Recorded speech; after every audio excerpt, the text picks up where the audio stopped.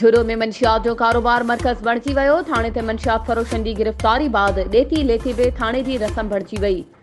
शहर विच में ज़हरीले कच्चे शराब ऐं इंडियन विस्की जा गैर क़ानूनी अॾा सरेआम हलण लॻा।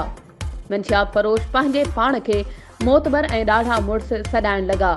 आए ॾींहुं शहर में वधंदड़ मंशियात जे विकिरे ऐं इस्तेमाल हितां जे नौजवान नसल खे नशे जो आदी बणाए छॾियो आहे।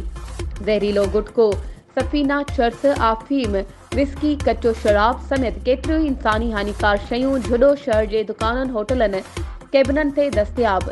नशे जे इस्तेमाल सबबि नौजवान नसल तबाह थियण सां गॾु बुरी आदतनि जो आदी बणिजी वियो। शहरियुनि जो चवणु आहे त असां IG सिंध ऐं DIG हैदराबाद खां मुतालबो था कयूं त मंशियात जहिड़ो कुधो कारोबार बंदि कराइनि ऐं नौजवान नसल तबाह बर्बाद थियण खां बचायो वञे। वधीक ख़बरुनि ऐं अपडेट्स जे लाइ असांजे चैनल खे सब्सक्राइब कयो ऐं हा, बेल आइकन खे प्रेस करणु न विसारिजो त जीअं असांजी हर नई अचण वारी वीडियो तव्हां ताईं पहुची